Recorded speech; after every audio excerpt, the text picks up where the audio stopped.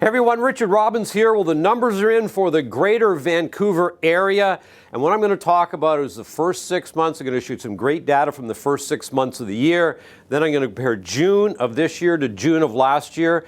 Then I'm going to show you Q2 of last year opposed to Q2 of this year in terms of price and sales. And then what I'm going to do is I'm actually going to show you what happened in the first half of the year for the last 3 years, so you got a really good comparison as to what's going on. So let's get started, everybody. So what you got here, you got the number of sales. You got the active listings on the market at the end of the month. You got months of inventory. How do we get that? I've said this a million times. All you do is you take this number, divide this number into that number, and it gives you how many months of inventory you have. 4 to 6 is balanced. Above 6 is buyers, price is weakening. Below 4 is sellers, price is going up. And we got your benchmark price right here. So let's have a look at the numbers. 2,389 sales in January. Substantial increase to 3,727 in February. Another big increase to 5,703 in March. And then April, we started, so March was your biggest month. April, we started to go down just a little bit, not much, to 4,903. And then you can see May, we're down here at 4,268, and June at 3,762. So it was sort of like a peak, wasn't it? Up here, and then it's starting to die off like this a little bit. But look at your months of inventory, because this really is the indicator as to the strength of the market in terms of pricing. Well, you've been in a seller's market all year. We started at 3.5, went down to 2.2. This is a strong seller's market. Prices going up pretty strong right here. Went down to 1.6, then 2.1, 2.6, 2.9. So overall, your market right now is very strong in terms of prices, and also it's been very strong in terms of sales. You look, you started the year at just over $1 million. We're getting up here over $1.1 million in terms of your benchmark price. So what about June?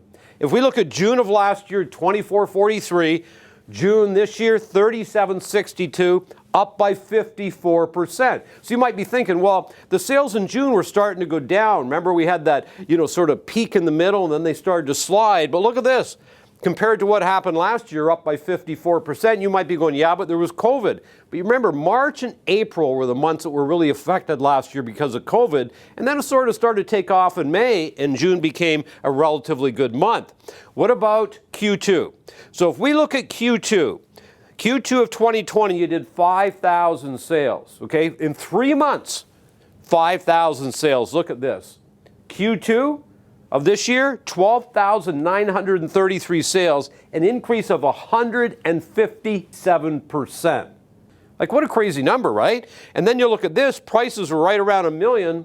Okay, now they're up at 1.17 million. So overall, not only are our sales numbers really good, lots of houses being sold, should be good for the real estate industry, obviously, but also what's going on because of your months of inventory, your prices are remaining pretty strong and going up as well. What about the first half of the year? So you find this interesting.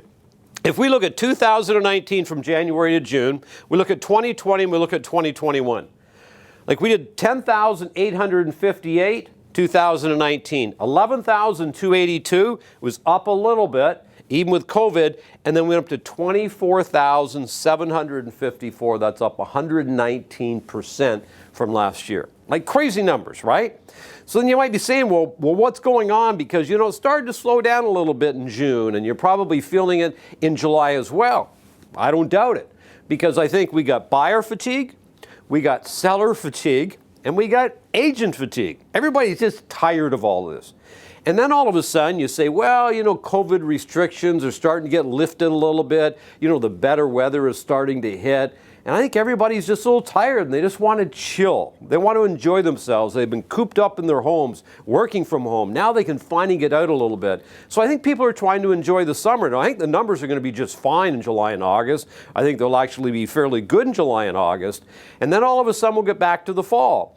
Kids get back to school, Labor Day's behind us, weather starts to maybe cool a little bit, and then I think the market's going to be relatively strong again this fall. So I have no worries right now, at least my opinion, about what's going on in the market. So anyway, I hope this was helpful. And everybody remember, it's a beautiful life. Make it count.